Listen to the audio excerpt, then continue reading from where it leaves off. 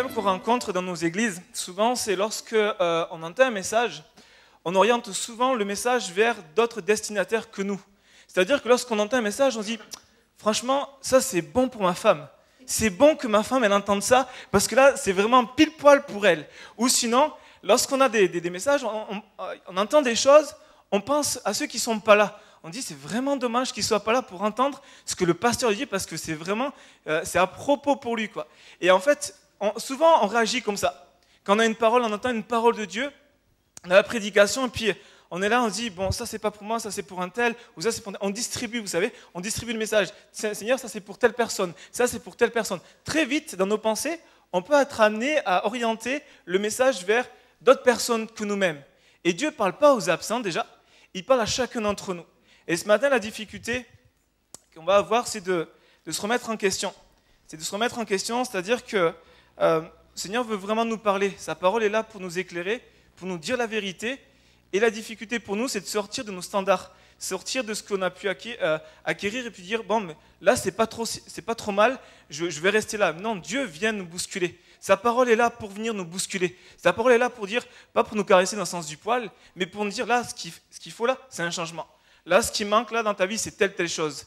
Et j'aimerais vraiment ce matin qu'on ne soit pas en mode hérisson. Vous savez, l'hérisson, c'est lorsqu'on s'approche de lui, il se referme sur lui et puis il envoie plein de pics, quoi. Il se referme et puis hop, il n'y a que des pics. Et certaines fois, on peut être comme ça, où Dieu vient s'approcher de nous, Dieu vient, par sa parole, nous interpeller, nous montrer quelque chose qui ne va pas dans notre vie. On peut avoir deux réactions. Soit on dit, oui Seigneur, parle et change mon cœur. Soit c'est, je mets un mode hérisson, je me replie sur moi et puis j'envoie des pics, puis non, c'est pas normal, et puis on commence à s'agiter. Et ce matin, l'effort que je vais vous demander, que je vais aussi avoir, c'est d'être sincère avec nous-mêmes. D'être sincère avec nous-mêmes, parce que le sujet, le message que j'aimerais vous apporter ce matin, il est simple, il est abordable pour tous, et je pense que c'est quelque chose qu'on connaît tous, mais qui est important de repasser notre cœur, et j'aimerais ce matin aborder notre relation avec Dieu. Si tu peux afficher le PowerPoint. Le titre du message, c'est « Au cœur de notre relation avec Dieu ». C'est le cœur de notre rencontre. C'est le moteur même de notre service. C'est le pourquoi on va à l'église. Notre relation avec Dieu, c'est le pourquoi on va à l'église. Et ce sujet nous concerne tous, qu'on soit jeune dans la foi, qu'on fréquente l'église depuis quelques semaines, ou qu'on soit chrétien affermi et puis de longue date. Le propre d'une relation avec Dieu, c'est de l'entretenir. Et le propre d'une relation, de quelconque relation, lorsqu'on établit une relation, un contact avec la personne, pour qu'elle se transforme vraiment en une réelle relation, il faut l'entretenir, sinon elle va se détériorer petit à petit. Si la relation qu'on a avec une personne, que ce soit notre voisin, que ce soit une personne de notre famille, de notre travail, que ce soit une personne dans l'église, si on ne l'entretient pas, cette relation, au fur et à mesure, le temps passe et puis ça se détériore, puisqu'on va partir sur autre chose. Une relation, le propre d'une relation, c'est qu'elle s'entretient. Et c'est exactement la même chose pour lorsqu'on a une voiture. Pour qu'elle puisse continuer à fonctionner, il faut régulièrement l'amener chez le garagiste pour avoir un contrôle. C'est comme notre corps. Notre corps, lorsqu'il est malade, on va voir un médecin. Et régulièrement, dans l'année, on va voir un médecin, on va voir un dentiste, on va faire des révisions pour que notre corps fonctionne. Il en est de même pour notre relation avec Dieu. Et ce matin, j'aimerais qu'en quelques minutes, on s'arrête et qu'on fasse le bilan. Qu'on fasse le point de qu'est-ce qu'a été ma relation avec Dieu en 2013. Et vers quoi je tends? Vers quoi je tends en 2014? Quels sont les objectifs? Quelle est l'orientation que je veux donner à ma relation avec Dieu? Ou est-ce que je me dis, ma relation avec Dieu, bon, ça va, c'est pas trop si mal, je suis régulier au culte, je fais mes prières, je fais mes louanges, je lis quelques chapitres de la Bible par jour et puis je m'arrête là. Ou est-ce qu'il y a vraiment quelque chose qui va naître ce matin dans notre cœur et dire, Seigneur, on veut plus de toi, on veut plus de ta présence, on veut vraiment aller plus loin. Et une relation quelconque va être mesurée selon la connaissance que nous avons de la personne. Elle va être mesurée selon la connaissance qu'on va avoir de la personne. Je me souviens, lorsqu'on était petit, il y a des enfants ici, et quand on est petit, on va classer nos préférences, classer nos amis. Lui, c'est mon meilleur ami, et lui, c'est mon meilleur ami. Et elle, c'est vraiment le top du top. Et on va faire un classement, le top 10 de nos amis, le top 10 de mes plus grandes connaissances. Et bien sûr, number one, le numéro 1, c'est la personne avec qui on va être vraiment intime, la personne qu'on va vraiment connaître le plus. Et quand on est petit, on fait ce classement. On fait ce classement, dire, lui, c'est mon meilleur ami parce que je lui ai confié beaucoup de choses, parce que je lui ai dit plein de secrets. J'ai fait plein de secrets à cette personne, à ce copain, à cet ami, donc c'est mon meilleur ami. Et on peut avoir aussi cette réaction en tant qu'adulte. Quelle est notre relation avec nos collègues de travail? Ça, c'est juste professionnel, puisque notre connaissance, ce qu'on établit, notre relation, ça reste juste sur du pro. On ne parle pas sur tout ce qui va être la vie privée, on ne parle pas de tout ce qui est mes problèmes, mais on va juste rester sur la vie professionnelle. On va rester sur tout ce qui peut être des objectifs professionnels. Ensuite, il y a tout ce qui va être les personnes qui ont juste des connaissances, c'est-à-dire qu'on les connaît comme ça. Ensuite, on va développer de l'amitié, après ça va se développer au niveau de la famille, et puis le niveau de la plus grande relation, la relation la plus intime, c'est la relation amoureuse. Lorsqu'on tombe amoureux, lorsqu'on est en couple, il y a quelque chose là d'intime, de proche, où on va développer quelque chose avec l'autre qui va être vraiment de l'intimité. Et le degré d'intimité dans une relation, écoutez bien, va être déterminé par notre niveau d'implication et ce qu'on est prêt à partager et à montrer à l'autre. Vous avez vu comme facilement à l'église, il est facile d'être quelqu'un de lambda. Quelqu'un où ouais, il paraît bien, il fait bien, et puis quand on rentre dans la maison, c'est plus la même personne. Il devient comme tout naturel, il commence à avoir toute une attitude, il a plus son costard cravate, il a toutes ses chaussettes qui traînent, et puis il y a toutes sortes de choses qu'on peut avoir, parce que en fonction de là où on est, on va développer un degré d'intimité. Et notre degré d'intimité va être déterminé par notre niveau d'implication. Et il en va de même pour notre relation avec Dieu. Savez-vous que Dieu est un Dieu relationnel? Dieu désire une relation. Pas juste une connaissance, pas juste une approche d'un dimanche matin, mais une véritable relation. Au commencement, Dieu a créé l'homme et la femme pour avoir une relation avec eux, pour établir et entretenir et développer une relation, un cœur à cœur avec eux. Dieu est une véritable personne. J'aimerais te dire, pour toi qui viens pour la première fois, que Dieu est une véritable personne. Dieu pense, Dieu connaît, Dieu sait toutes choses, Dieu voit, Dieu sent, Dieu a une volonté propre, Dieu parle, Dieu agit. Amen. Dieu est une véritable personne et on peut l'attrister. Par nos comportements, on peut l'attrister, on peut même l'affliger. Genèse 6, verset 6, il dit « Il fut affligé en son cœur ». Et Dieu n'est pas celui qui a besoin de consolation, il est affligé, donc quelqu'un va consoler Dieu. Dieu est l'être suprême. Mais Dieu est un être suprême qui a une personnalité bien distincte de ses créatures, mais en même temps, Dieu a des sentiments. Dieu a de véritables sentiments. Il y a un sentiment que la Bible nous décrit, c'est que Dieu est un Dieu jaloux. Dieu est un Dieu jaloux. Pas la jalousie que nous, on peut rencontrer. Comme quelqu'un qui est jaloux parce que il a une plus grande maison que moi, il a une plus belle voiture que moi, ou elle a un plus beau sac que moi, il est plus chic son vêtement. Pas ce genre de jalousie. Pas ce genre de jalousie qui est complètement humain, mais cette jalousie ou d'un Dieu qui dit « moi je te veux à moi, je t'ai créé et je te veux entièrement. Je ne veux pas juste une partie de toi, je ne veux pas juste un dimanche matin, je ne veux pas juste un moment de ta vie, je veux toute ta vie. Je suis un Dieu jaloux et je ne supporte pas lorsque tu t'éloignes de moi. Je ne supporte pas lorsque tu t'égares avec toutes sortes d'idoles, mais je te veux entier, je te veux entier. Il nous a créés pour lui, Dieu nous a créés pour lui et son cœur bat pour chacun d'entre nous. Une des caractéristiques de la personnalité de Dieu, c'est qu'il a une sensibilité vis-à-vis de l'humanité. Et la Bible va nous dire qu'il nous connaît par notre nom. On n'est pas un numéro, il ne nous appelle pas monsieur, il ne nous appelle pas madame, il ne nous appelle pas numéro, il nous appelle par notre nom. On va lire dans Exode 33, verset 17. L'Éternel dit à Moïse, « Je ferai ce que tu me demandes, car tu as trouvé grâce à mes yeux et je te connais par ton nom. » Ésaïe 45, verset 3, « Je te donnerai des trésors cachés, des richesses enfouies, afin que tu saches que je suis l'Éternel qui t'appelle par ton nom, le Dieu d'Israël. » Amen. Amen. Ta vie, ta personne, ta situation n'est pas cachée aux yeux de Dieu, puisqu'il te connaît par ton nom. Il te connaît par ton nom. Et Dieu désire une relation personnelle avec toi. Pas une relation où c'est le papa, pardon, c'est le Dieu de mon papa, c'est le Dieu de ma maman. À tous les ados qui sont là. C'est pas juste, oui, je vais à l'église parce que c'est le Dieu de ma mère ou c'est le Dieu de mes parents. Mais Dieu désire réellement une relation personnelle avec toi, une relation intime. Il te connaît parfaitement. Et toi, le connais-tu? Qu'en est-il de ta relation? Quel est aujourd'hui ton degré d'implication? Quel est aujourd'hui ton degré d'implication par rapport à ce que tu as connu au début? À tous ces débuts où tu as fait cette rencontre merveilleuse avec Jésus. Qu'est-ce qu'il en est aujourd'hui? C'est un temps de faire le bilan sur notre relation avec Dieu. Et j'aimerais qu'on puisse lire dans Matthieu 7, Matthieu chapitre 7.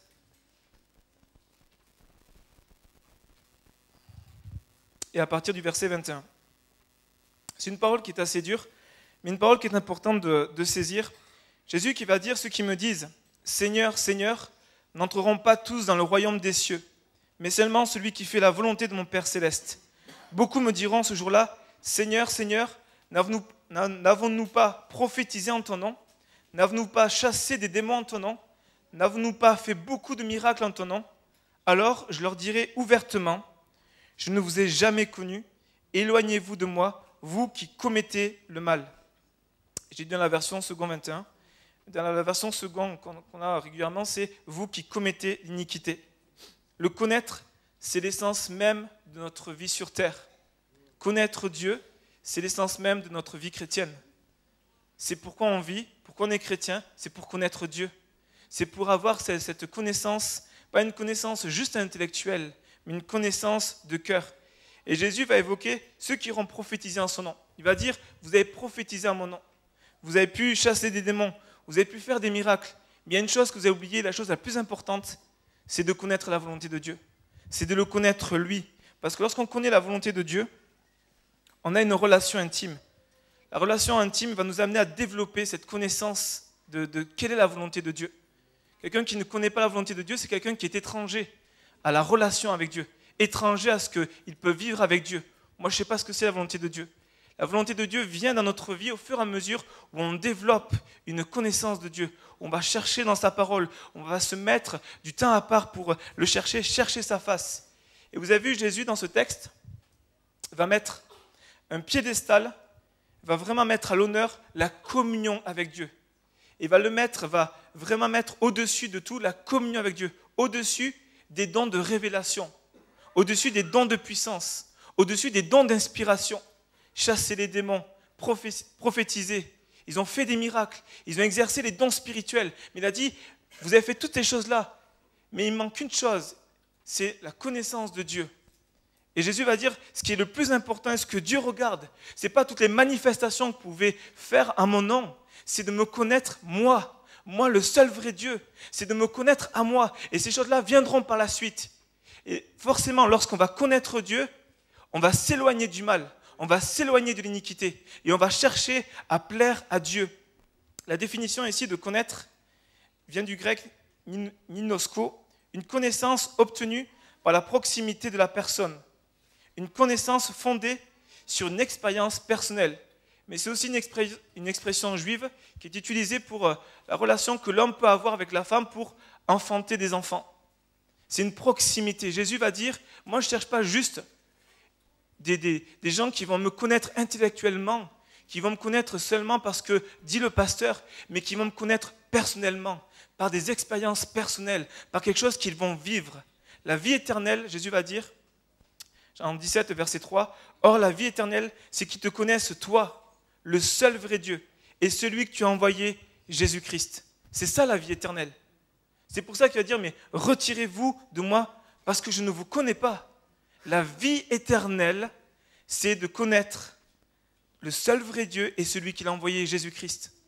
C'est ça la vie éternelle. Et la vie éternelle commence ici. Commence pas lorsqu'on sera mort, elle commence ici. Et Jésus nous appelle, chacun d'entre nous, à finir cette année, à commencer l'année 2014 en disant, il faut que tu apprennes à me connaître.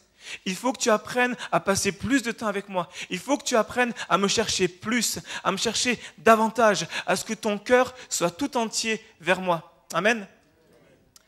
J'aimerais aborder avec vous donc à ce sujet, au cœur de notre relation avec Dieu, 3 points. Le premier, c'est une relation limitée.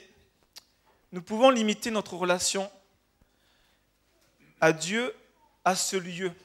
C'est-à-dire, nous limitons notre relation à l'Église. Notre relation avec Dieu se limite à l'Église. une fois fini, on remballe notre foi, on remballe nos habits du dimanche, et puis on vit notre semaine et on reprend les commandes, on reprend le contrôle, on reprend notre train-train, notre routine. Parce que notre relation est limitée à un lieu.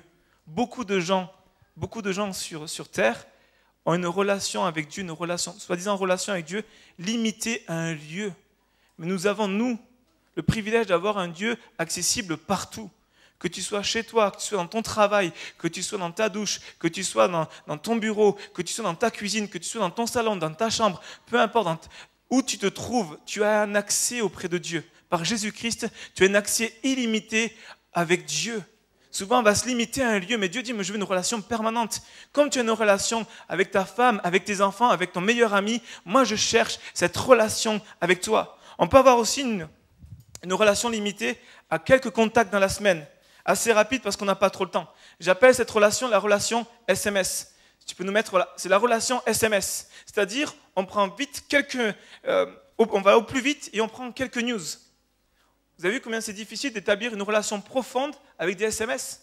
C'est quasiment impossible. Moi, je sais que plusieurs fois, en discutant avec des personnes, discuter par SMS, ça a une certaine limite, où on ne se comprend pas, il y a toutes sortes on croit telle chose, et puis on pense que la personne va penser ça de mon SMS, de ce que j'écris, donc hop, on arrête le SMS, et on prend le téléphone, et on parle. On va vraiment dans une relation plus profonde. Et certaines fois, on peut avoir, nous, chrétiens, avoir une relation SMS, au plus vite. J'ai pas beaucoup de temps, je donne quelques minutes, tac, tac, j'envoie des SMS à Dieu, Seigneur, je te prie pour ci, je te prie pour ça, et puis hop, je remballe. Impossible d'établir une relation profonde avec une relation SMS. Dieu ne veut pas une relation SMS. Dieu veut un contact direct. Une autre limite de notre relation, c'est qu'on limite notre relation à ses bienfaits. Et j'aimerais, pour illustrer ce point, présenter un petit robot. Ça s'appelle le robot ménager de Claudia de Rémy.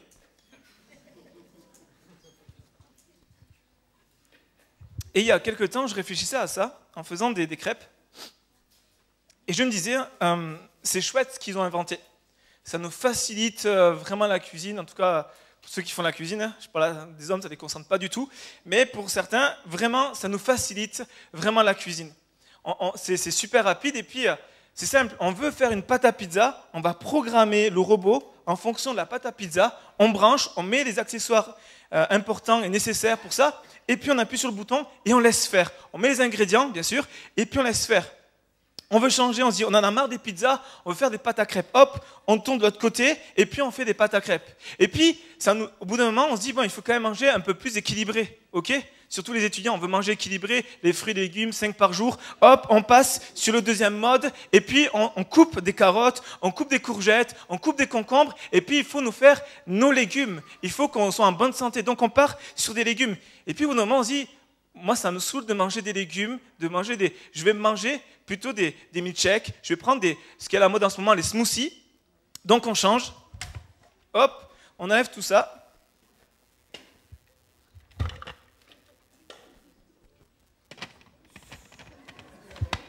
Ah, il y a la technique là. Vous pouvez applaudir, ça m'a pris quelques temps. Et là, on se met en mode milkshake. On se met en mode milkshake, on se met en mode smoothie, et puis on veut ça. Et puis, il y a un truc qui est fou, c'est que quand on voit que ça ne va pas assez vite, qu'on en a marre d'attendre, il y a un bouton ici qui s'appelle pulse. On accélère, et puis on accélère le rythme, et puis parce que c'est trop long. Déjà que ça nous accélère au niveau de la cuisine, mais nous on trouve que c'est trop long parce qu'on est pressé par le temps. Et puis on a un film, il y a un film qui arrive, donc il faut qu'on aille plus vite. Ou il y a les enfants qui sont en train de râler parce que ça va pas assez vite, donc on met pulse et on accélère. Et puis le problème avec ça, c'est que après il faut nettoyer. Mince alors, il faut nettoyer le robot. Alors heureusement que maintenant il y a toutes sortes d'électroménagers. Et moi j'ai même un ami qui a un robot qui fait tout. Il fait cuisson, on met juste les ingrédients, il le programme, une cuisson, il fait des glaces, il fait vraiment les pâtes à la carbonara, il fait aussi toutes sortes de pâtes brisées, pâtes sablées, il fait tout. En gros, tu as juste un robot, c'est la nouvelle femme ménagère. Hop, tu fais tout, c'est ta cuisinière, et puis tu as juste à appuyer sur un bouton et ça te programme. Et là, je me suis dit, Seigneur, certaines fois, on peut être comme ça, avec toi. C'est-à-dire, Seigneur, ça ne va pas assez vite. je veux appuyer sur le bouton pulse. Je veux appuyer sur le bouton accélérer. Ou Seigneur, je viens à toi parce que je veux un milkshake. Donc on appuie sur le bouton milkshake et puis on vient chercher le milkshake. Ou Seigneur, je viens à toi parce que je veux une guérison. Seigneur, je viens à toi parce que je veux un travail.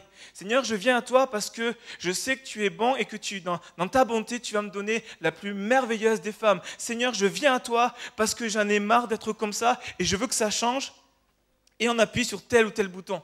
C'est-à-dire qu'on vient à Dieu plus pour qui il est, on vient à Dieu pour ses milkshakes, on vient à Dieu pour ses pâtes à crêpes, on vient à Dieu pour ses bénédictions et on oublie l'essentiel, c'est que Dieu est un Dieu relationnel. Dieu est un Dieu relationnel et nous on vient parce qu'on veut la guérison et on est obstiné par la guérison et Dieu va nous donner la guérison parce que Dieu est un Dieu bon, parce que Dieu est un Dieu de miséricorde. Mais on oublie une chose, c'est que Dieu ne veut pas qu'on soit juste robotisé, il veut vraiment une relation, il veut quelque chose de cœur à cœur avec lui. Et qu'on oublie ce côté où, Seigneur, je veux ça, et puis j'appuie sur tel bouton. Seigneur, je veux ça, alors je vais chercher dans tel verset. Et les versets qui me dérangent un petit peu, je les passe. Non, Dieu veut qu'on prenne toute la parole. Dieu veut qu'on prenne toute sa personne. Il ne veut pas qu'on ait juste une partie de lui, il veut qu'on ait tout. Amen. Et il faut qu'on soit une église.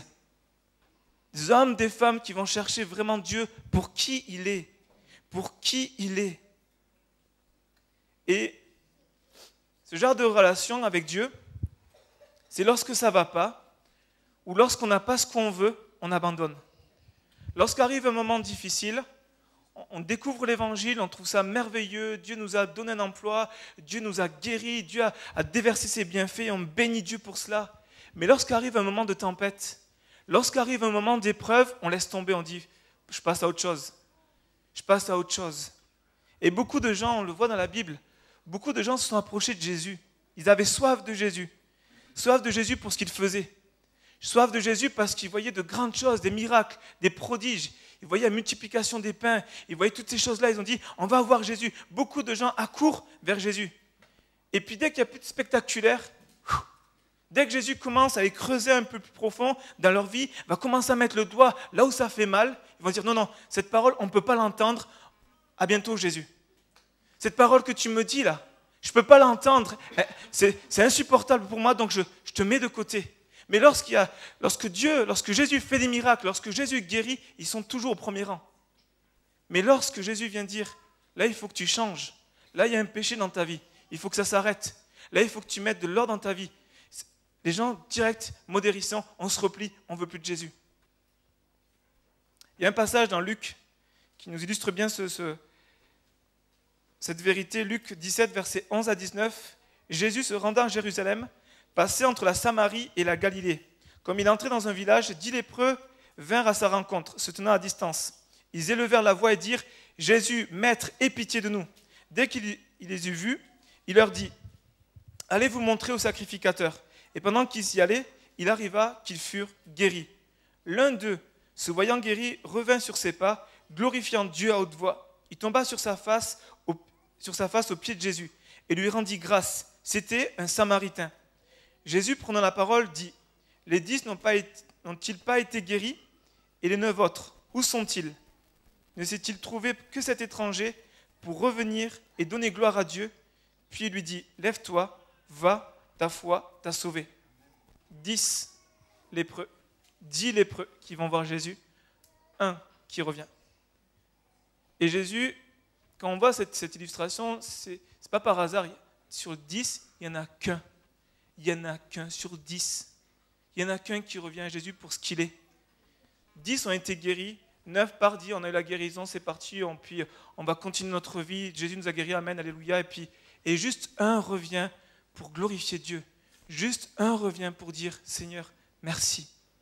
Pour venir établir une relation avec Dieu. Les manifestations de Dieu dans nos vies sont des moyens pour nous amener à goûter à son amour, à sa bonté, à sa fidélité, à sa grâce, mais ne sont pas des faits en soi.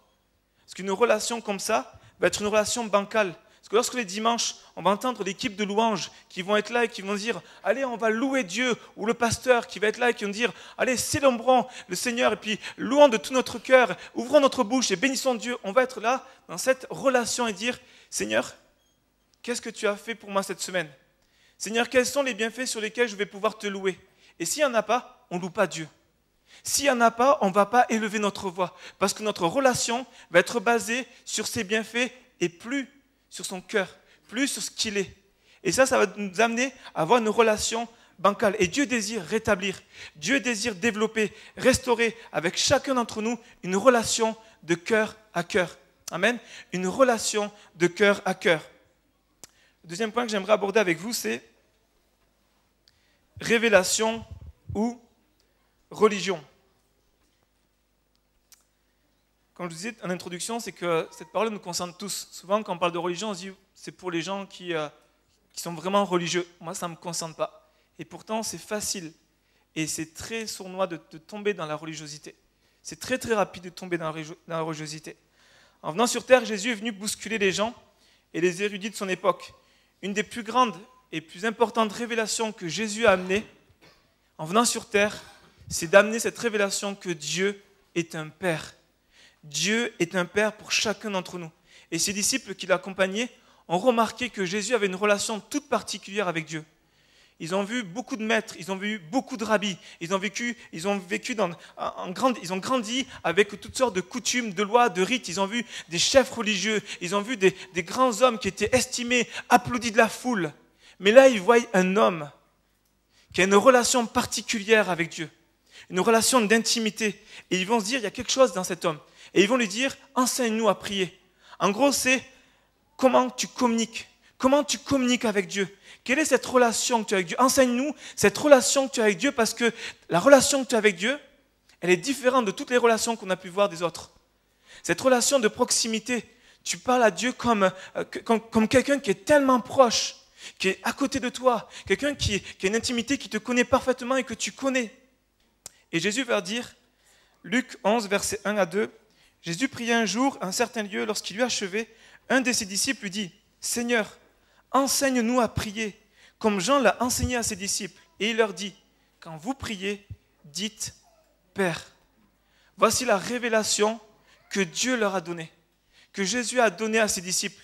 Quand vous vous approchez, n'ayez plus cette relation de maître à serviteur ou de Dieu, parce qu'il existe tellement de dieux, mais approchez-vous devant Dieu, votre Père, celui qui vous aime, celui qui vous garde, celui qui veut vous conduire, celui qui veut vous protéger, celui qui n'est pas là pour vous juger, celui qui n'est pas là pour vous condamner, mais ce Père qui vous aime, ce Père qui chérit votre présence. Lorsque vous rentrez dans la présence de Dieu, Dieu aime.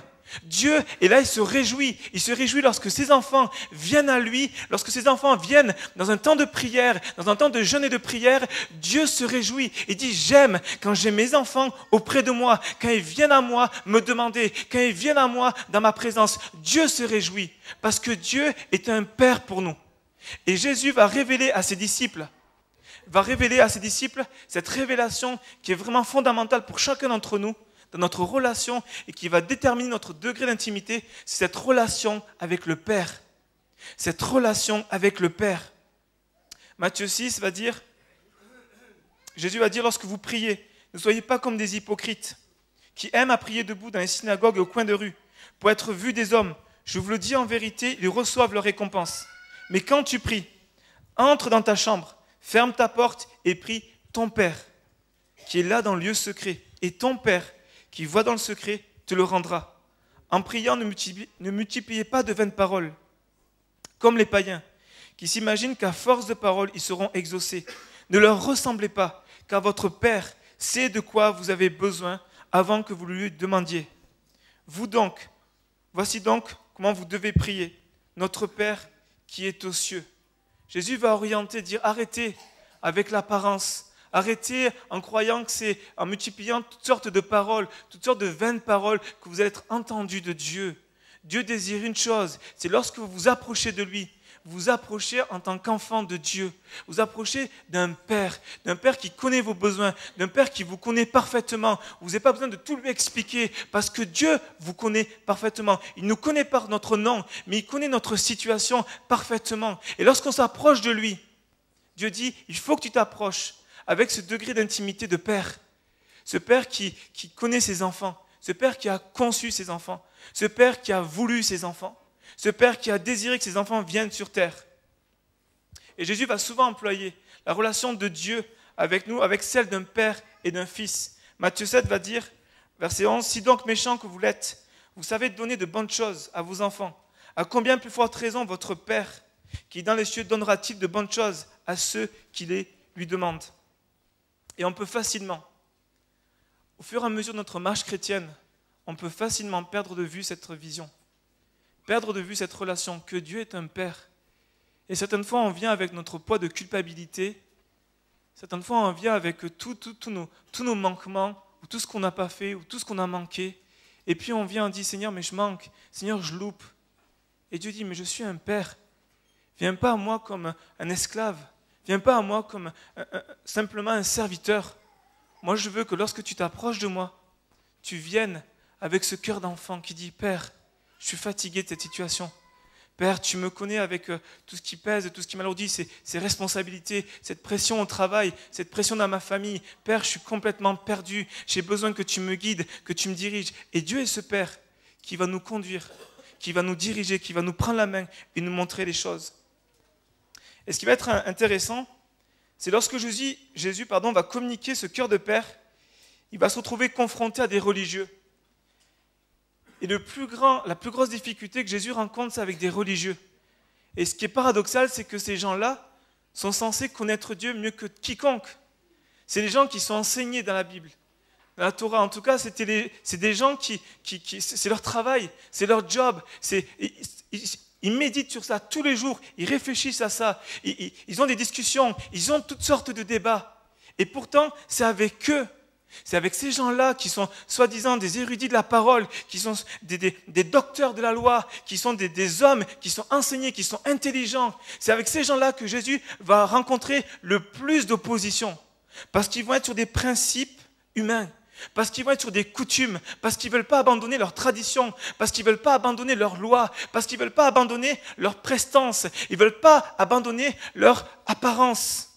Ils ont monté toute une pas comme une carapace, mais ils ont monté comme un statut, un rang social, avec leur savoir, leur connaissance. Et puis ils vont mettre un point d'honneur à bien respecter la tradition, à ce qu'avant de manger, il faut bien se laver les mains, à ce qu'ils vont mettre vraiment un point d'honneur sur toutes les lois, la loi, mais de manière très méticuleuse, quitte à ce que ça devienne des jougs pour les gens, à ce que ça devienne comme des chaînes, des boulets pour des gens. Ils vont mettre des boulets aux jambes des gens, ils vont comme les emprisonner. Et puis, Jésus va dire, mais vous n'avez rien compris. Vous êtes censés connaître Dieu mieux que le peuple, et vous êtes de ceux qui vont faire le plus d'opposition à la révélation du Père. Parce qu'ils étaient plus sur l'apparence que sur le cœur. Parce que ce qu'ils voulaient, c'est être applaudis des gens. Ce qu'ils attendaient, c'est que les gens les reconnaissent comme de bons prédicateurs, ce que les gens reconnaissent comme des bons parleurs, des gens qui reconnaissent dire « Waouh, ça fait bien de traîner avec tel sacrificateur, ça fait bien de traîner avec tel pharisien, ça fait bien de traîner ou d'être à côté, d'être à la table avec tel homme de Dieu ou telle femme de Dieu. » Ils n'attendaient qu'une chose, c'était l'apparence, c'est que les hommes les voient, c'est que « Hey, regardez-moi, regardez, il faut que vous me voyez. » Quitte à ce qu'ils mettent leur cœur de côté, ce qui travaillait avant tout, c'était comment les autres percevaient. Et Jésus va leur dire, Marc 7, verset 6, Jésus leur répondit, « Hypocrite, Isaïe a bien prophétisé sur vous, ainsi qu'il est écrit, « Ce peuple m'honore des lèvres, mais son cœur est éloigné de moi. » Et on retrouve ce passage dans Ésaïe 29, 13.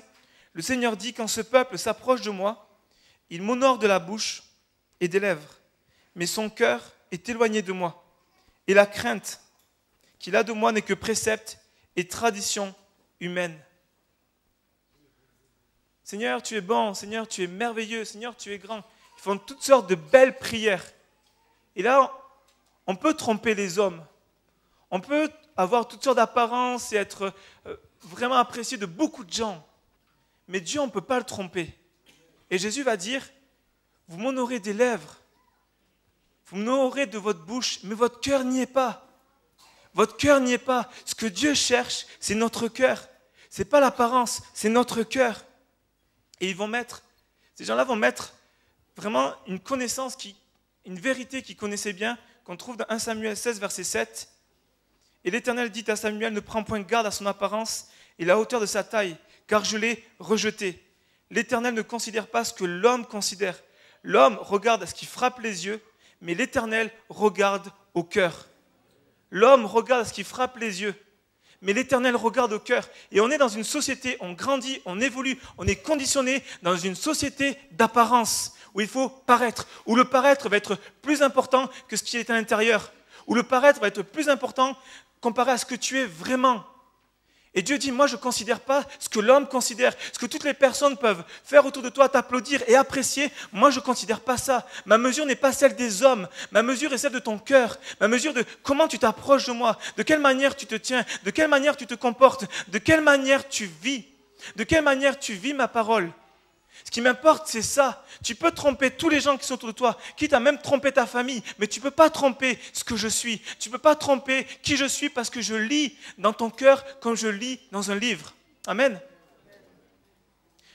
Ce matin, j'ai vu qu'il y avait des enfants. Est-ce qu'il y a des enfants ce matin au milieu de nous? Est-ce que les enfants peuvent lever la main? Des enfants? Ok. Est-ce que vous pouvez vous lever sur la chaise, s'il vous plaît? Mettez-vous sur votre chaise. Mettez-vous les enfants sur une chaise très rapidement. Il y a une chaise, normalement vous êtes assis sur une chaise, il faut juste vous lever et vous lever sur la chaise. Ok? Tous les enfants. Ok, on va faire un petit quiz. Ok, j'aimerais aussi garder les adultes avec moi. Est-ce que tu peux nous mettre la prochaine diapo? Ok, je vais poser une question très très vite, vous n'avez pas le temps de réfléchir. Question, hop, tac au tac. Vous voyez, regardez tous ici. Donc, il y a une diapo, il y a 2 lapins. Un lapin avec une petite tige et un lapin avec une grosse tige. En dessous, il y a 2 carottes. Quel est le lapin qui a la plus grosse carotte? Qui dit que c'est lui? Lève la main. Une personne, 2, 3. Qui dit que c'est lui? On a des enfants très spirituels. Ok, est-ce que tu peux nous mettre la prochaine diapo? Restez. Voilà. Celui qui a la plus grande carotte, c'est bien sûr celui de gauche. On peut applaudir les enfants, bravo. On voit que vous avez une bonne éducation à l'école du dimanche, c'est bon. Et écoutez bien les enfants, Dieu ne regarde pas aux apparences, il regarde au cœur. Dieu ne regarde pas à ce que tu aies des Nike, à ce que tu aies des Adidas, à ce que tu sois bien vêtu, à ce que tu sois le plus beau dans ton collège, dans ton école. Mais Dieu regarde à comment tu es à l'intérieur. Parce qu'il y a plein de tes camarades de classe qui ont soi-disant une grande carotte parce que waouh, c'est beau, parce qu'ils parlent comme ça et puis ils sont appréciés de tout le monde. C'est le leader, c'est le chef du groupe. Mais à l'intérieur, il n'y a pas grand-chose. Dieu regarde à cette carotte-là. Dieu regarde à ce qui est à l'intérieur. Ok, merci les enfants, vous pouvez vous asseoir. Dieu regarde à l'intérieur. Et l'homme est frappé. L'homme s'arrête à ce qui est l'apparence extérieure, manière de vivre, de parler, de prier, d'aborder les gens. Tout ce qui est extérieur, tout ce qui est visible, tout ce qu'on peut entendre, tout ce qu'on peut sentir. Et on va vite et rapidement applaudir quelqu'un qui va battre le record du monde du 100 mètres. On va l'applaudir, waouh, magnifique, merveilleux. Mais lorsqu'il y a la responsable du ménage qui vient le 24 décembre faire le ménage à la vue de personne et qu'elle est toute seule à faire le ménage, Dieu lui l'applaudit. Dieu lui l'applaudit. Dieu est là à dire, vous applaudissez ce qui frappe, ce qui est waouh, formidable. Mais les personnes, les jeunes qui vont visiter des mamies qui sont seules, des ados qui vont prendre à cœur d'aider d'autres ados, ou des personnes qui vont prendre à cœur de s'entraider, de manifester l'amour, Dieu dit, moi j'applaudis. Moi j'applaudis ça parce que j'aime ça, parce que c'est ça la relation de cœur. C'est ça ce que j'attends de l'église. Ce n'est pas une église d'apparence où qui va avoir la plus grande des carottes. Parce que regarde, tu as vu comment je prie bien, tu as vu comment je chante bien, et tu as vu comment je suis bien habillé. Dieu dit, moi, ce n'est pas ça qui m'intéresse. C'est important, mais ce n'est pas ça qui m'intéresse. Parce que tu as beau avoir ça, mais si à l'intérieur c'est vide, si à l'intérieur il n'y a pas de cœur, ça ne m'intéresse pas. Et notre apparence va être alimentée par l'un des plus grands prédicateurs de tout l'univers, tout le monde. C'est les médias. C'est tout ce qui est télé, internet, réseaux sociaux. Notre vie va être alimentée, l'apparence qu'on va alimenter va être beaucoup en mesure de ce qu'on va percevoir de la télé, percevoir d'Internet, où c'est le monde de l'apparence, c'est le monde du visuel, où bien fois c'est bien vide à l'intérieur, mais ça met plein la vue, ça met plein la vue, mais ça n'impressionne pas Dieu. Et Dieu cherche véritablement notre cœur. Soit on entretient notre apparence, soit on entretient notre cœur. Il faut faire un choix. Ça ne veut pas dire qu'il faut négliger notre apparence et venir n'importe comment. Mais Dieu veut que nous puissions prendre plus de temps, chaque jour, à entretenir cette relation intérieure. Et ce comportement, ce cœur. et cette relation avec notre Seigneur, puisqu'on va être changé de l'intérieur à partir du moment où on va établir un véritable cœur à cœur avec Dieu. Une église qui est riche selon Dieu, c'est une église qui va avoir du cœur. Et une église qui va avoir du cœur, c'est une église qui va être une église de profondeur. Une église qui ne va pas chercher le superficiel. Une église qui ne va pas chercher juste la bénédiction, mais qui va chercher le cœur de Dieu. Qui va dire, Seigneur, moi ce qui m'importe, même si je ne suis pas guéri, même si je suis encore au chômage, même si, Seigneur, c'est encore difficile dans mon foyer, même si avec mes enfants c'est dur, Seigneur, ce que je veux, c'est ton cœur. Ce que je désire, plus qu'autre chose, c'est ton cœur, c'est toi. Amen. Et je termine avec ça. Dernier passage sur le retour à l'essentiel. L'une des caractéristiques, lorsqu'on a une relation proche, une relation intime avec quelqu'un, que ce soit une relation, donc la relation la plus proche, la plus intime, soit avec notre famille, notre couple, nos enfants, c'est qu'ils vont nous renvoyer une image. Ils vont nous renvoyer une image qui même va nous déranger certaines fois. On est avec eux au quotidien et puis tout d'un coup on dit « Ouais, mais toi t'es comme ci, comme ci, comme ça. » Et on fait « Qui, moi ? Non, moi je suis spirituel, moi je suis pasteur de jeunesse, moi je fais pas ça. » Et ça nous renvoie une image. Les personnes qui nous sont proches, qu'on connaît, vont nous renvoyer une image, vont être comme un miroir pour dire, t'as vu, il y a ça. Tu penses que tu es ça, mais moi, regarde de ce que tu fais, de ce que tu es. Tu es comme ça. Et la parole de Dieu est comme ça. C'est-à-dire que plus notre relation avec Dieu va être intime, plus Dieu, à travers sa parole, va nous montrer les choses qu'on doit changer. Plus Dieu va nous dire, regarde ça, il y a ça dans ta vie, il faut que ça change. Il y a ça dans ta vie, sans nous amener dans un jugement, sans nous condamner, Dieu va nous reprendre avec beaucoup d'amour et de douceur, mais avec fermeté, il va nous dire ça, il faut que ça change. Et j'aimerais lire le dernier texte de la matinée, d'Apocalypse, chapitre 2. Un texte important pour ce matin, Apocalypse, chapitre 2, versets 1 à 4. Il nous est dit, « Écrit à l'ange de l'église d'Éphèse, voici ce que dit celui qui tient les 7 étoiles dans sa main droite, celui qui marche au milieu des 7 chandeliers d'or. Je connais tes œuvres, ton travail et ta persévérance. Je sais que tu ne peux supporter les méchants, que tu as éprouvé ceux qui se disent apôtres et qui ne le sont pas, et que tu les as trouvés menteurs, que tu as de la persévérance, que tu as souffert à cause de mon nom, et que tu ne t'es point lassé. Mais, écoutez bien, ce que j'ai contre toi, c'est que tu as abandonné ton premier amour. Souviens-toi donc d'où tu es tombé. Repens-toi et pratique tes premières œuvres. Sinon, je viendrai à toi et j'ôterai ton chandelier de ta place, à moins que tu ne te repentes. Tu as pourtant ceci, c'est que tu es les œuvres des Nicolaïtes, œuvres que je hais aussi. Que celui qui a des oreilles entende ce que l'Esprit dit aux églises. À celui qui vaincra, je donnerai à manger de l'arbre de vie qui est dans le paradis de Dieu. Amen. Et j'aimerais terminer sur ça, parce qu'on puisse considérer cette parole avec sérieux. Puisque Jésus, c'est Jésus qui va parler aux églises. Il va parler aux 7 églises, et puis notamment, celle qui nous intéresse ici, c'est l'église d'Éphèse. Et la Bible nous dit qu'il marcha, verset 1, celui qui marche au milieu des 7 chandeliers d'or. Les chandeliers d'or, ça représentait les églises. Et Jésus, ce matin, marche au milieu de nous. Jésus marche dans chaque rang, par son esprit. Il marche et il dit, considère cette parole avec sérieux. Parce que moi, je considère ton attitude avec sérieux. Parce que je considère ton comportement et ta vie chrétienne avec sérieux. Je considère l'engagement que tu as pris dans les eaux du baptême avec sérieux. Je considère tout ce que tu fais, toutes tes prières, toutes les fois où tu te tiens dans ma parole avec sérieux. Et la Bible nous dit que Jésus marche au milieu de son Église. Et ce matin, Jésus de même marche au milieu de nous. Marche au milieu de nous et par son esprit nous dit, voici ce que j'ai contre toi. C'est que tu as abandonné ton premier amour. Et quand on reprend dans le contexte, c'est que Jésus va adresser cette parole à l'église d'Éphèse, cette même église dont l'apôtre Paul va dire, Éphésiens 1, versets 15 à 16, « C'est pourquoi moi aussi, ayant entendu parler de votre foi au Seigneur Jésus et de votre charité pour tous les saints, je ne cesse de rendre grâce pour vous, faisant mention de vous dans mes prières. » Cette même église dont l'apôtre Paul va dire « Mais je ne cesse de rendre grâce pour vous, faisant mention de vous dans mes prières, pour toute la foi que vous avez au Seigneur Jésus et de votre charité, de votre amour, de votre compassion, de cet amour qui est là au plus profond de vous, dans vos entrailles, et que vous communiquez envers tous les saints, que vous communiquez envers chaque chrétien, que vous communiquez envers l'extérieur. Moi, je ne cesse de rendre grâce. C'est l'apôtre Paul qui va décrire l'église d'Éphèse. Puis quelques années après, Jésus leur fait ce reproche. Vous avez abandonné le premier amour. Vous l'avez abandonné. Et il est facile d'abandonner ce premier amour. Dans Jérémie, pour comprendre ce qui est vraiment le premier amour, Jérémie chapitre 2, verset 2, va écrire aux oreilles de Jérusalem.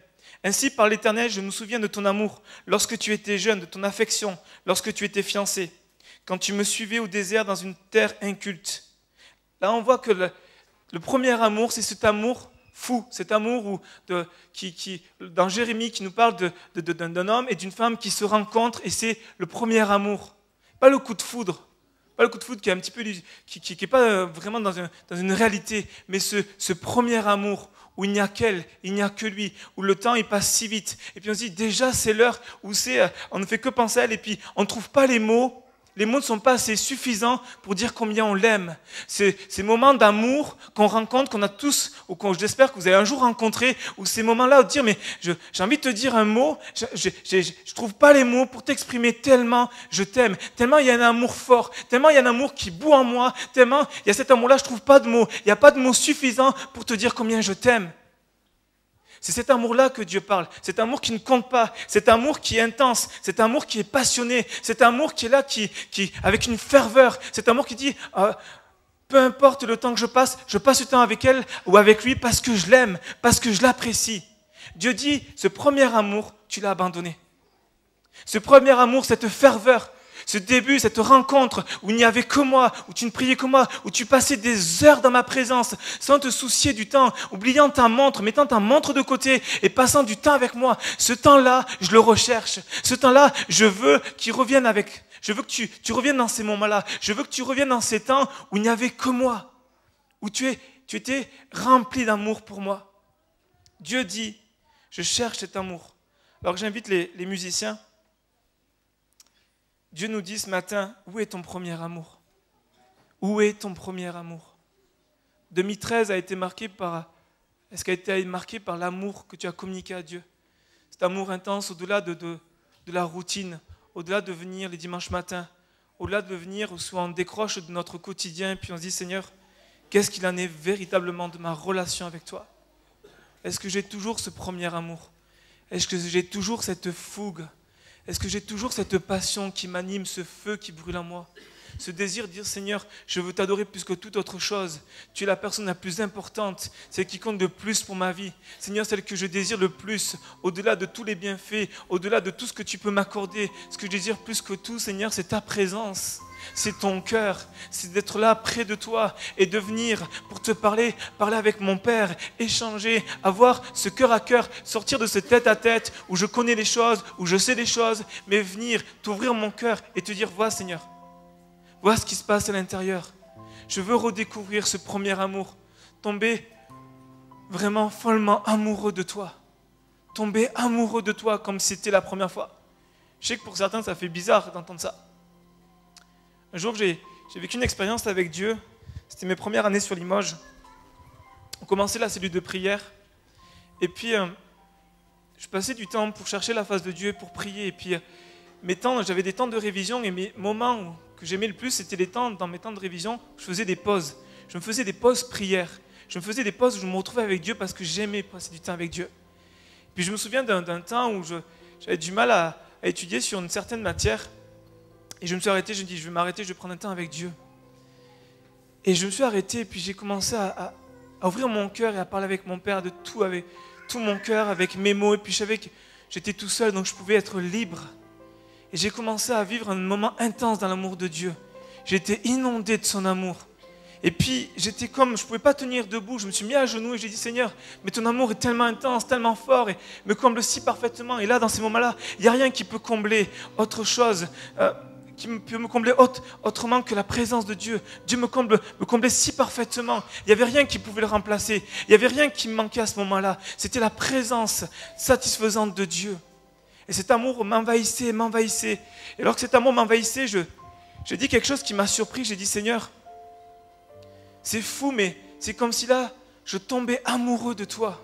C'est comme si là, tu me faisais tomber amoureux de toi face à ta personne, face à ta beauté, face à ta grandeur, face à qui tu es. Tu es un Dieu tellement merveilleux, qui m'a tellement aimé, qui a tellement fait pour moi, et qui malgré mes fautes, malgré mes manquements, malgré toutes les fois où je loupe, tu n'as pas cessé de m'aimer, tu n'as pas cessé d'être là avec moi, de me soutenir, jamais avoir une parole pour me condamner ou pour me juger, mais toujours là pour me relever, toujours là pour me fortifier, toujours là pour me montrer que tu m'aimes.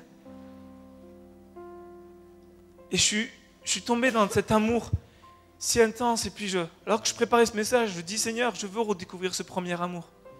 Je veux retomber amoureux comme la première fois. Comme un jeune homme tombe amoureux de sa future femme, et réciproquement. Le Seigneur désire.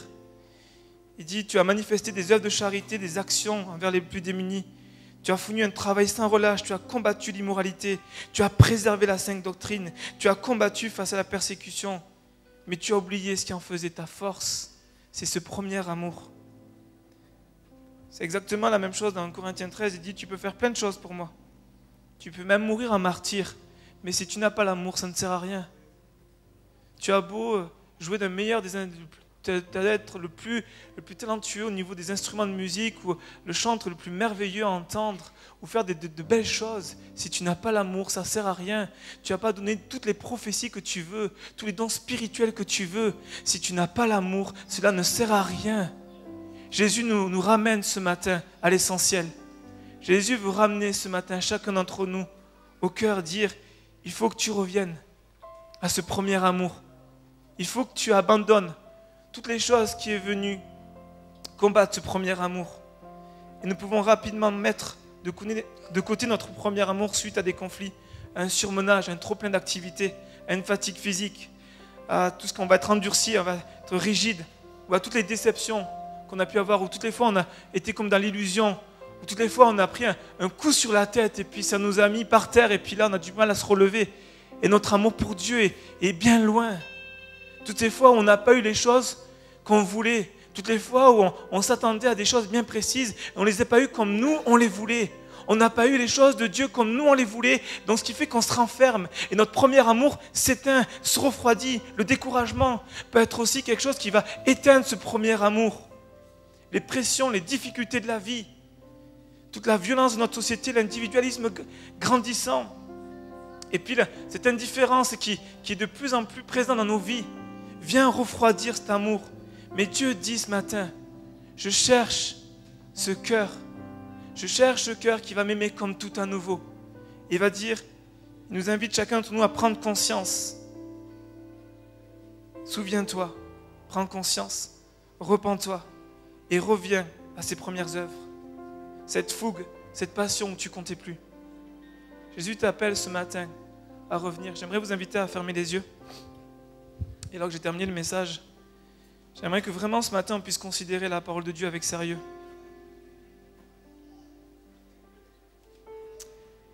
Jésus va nous donner cette promesse, en tout cas Dieu va nous donner cette promesse dans Ézéchiel 36, 26.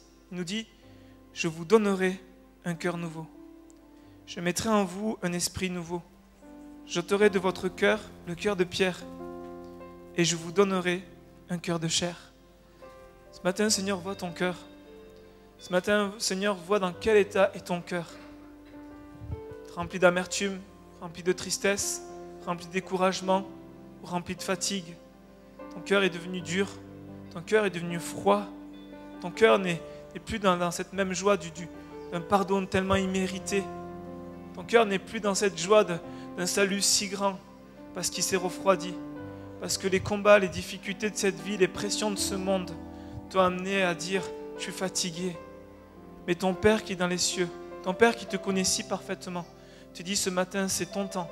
C'est ton temps de ranimer cette flamme. C'est ton temps où si tu viens à moi, si tu prends vraiment conscience, si tu reconnais que oui, tu as abandonné ton premier amour, que tu n'es plus dans cette fougue, ce matin, je t'invite à venir auprès de moi et je te donnerai un cœur nouveau. J'ôterai le cœur de pierre et je te donnerai un cœur de chair, un cœur sensible, comme tout à nouveau à mon esprit, Un cœur sensible comme tout à nouveau à ma parole. Un cœur sensible comme tout à nouveau à ma présence. Parce que ce que je désire plus que tout, c'est ton cœur. Ce que je désire plus que tout, au-delà de l'apparence, au-delà de tout ce que les hommes peuvent dire de toi, au-delà de tout ce que toi tu peux dire de toi, c'est ce qui est à l'intérieur. Ce que je cherche, ce sont ceux qui vont venir avec un cœur amoureux de Dieu. Un cœur qui dit, Seigneur, je veux ce premier amour. Libère-moi de tout ce qui m'afflige, de tout ce qui me fatigue. Et ce matin, je viens auprès de toi parce que je reconnais que j'ai abandonné mon premier amour.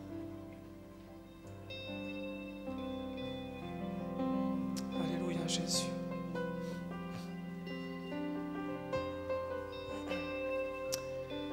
Seigneur, ce matin, on veut se tenir devant toi et être vrai avec nous-mêmes. Te dire, Seigneur, tu connais chacun de nos cœurs. Alors que nous sommes là, tu es présent dans ton Église. Tu marches au milieu d'elle par ton esprit. Et tu connais chacun de nos cœurs. Tu connais chacune de nos vies. Seigneur, je prie ce matin pour que tu viennes ranimer cette flamme. Ta parole dit que tu n'éteins pas le lumignon qui fume et tu ne brises pas le roseau qui est cassé. Seigneur, mais tu viens, toi, comme un Père, nous renouveler en ta présence. Tu viens comme un Père nous donner un cœur nouveau, un esprit nouveau, un esprit bien disposé. Seigneur, ce matin, je prie pour que tu parles à chacun de notre cœur par ton esprit. Seigneur, fais ton œuvre ce matin, que nous puissions vraiment, Seigneur, être sincères devant toi. Notre Dieu, nous voulons faire tomber tous les masques, faire tomber tout ce qui pourrait être de l'apparence, faire tomber de tout ce qui pourrait être faux semblant, parce que toi, tu n'es pas impressionné par ces choses-là. Notre Dieu, nous voulons être une église de cœur, une église de profondeur, une église qui va vraiment chercher les choses de Dieu, une église qui ne s'arrête pas à l'apparence, une église qui ne s'arrête pas, Seigneur, aux manifestations, ni aux bienfaits de Dieu, une église qui va chercher ton cœur, une église qui va être assoiffée par toi, une église qui va avoir faim, qui va avoir soif de ta présence, notre Dieu. Viens, Seigneur, par ton esprit ce matin.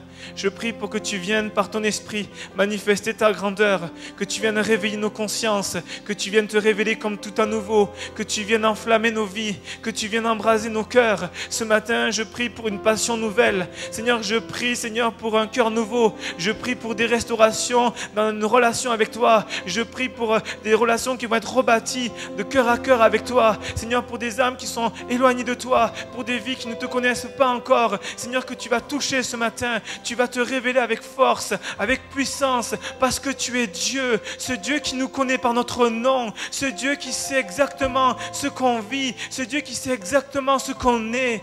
Notre Dieu, viens ce matin, viens par ton esprit, te le demandons au nom de Jésus, Père. Alléluia.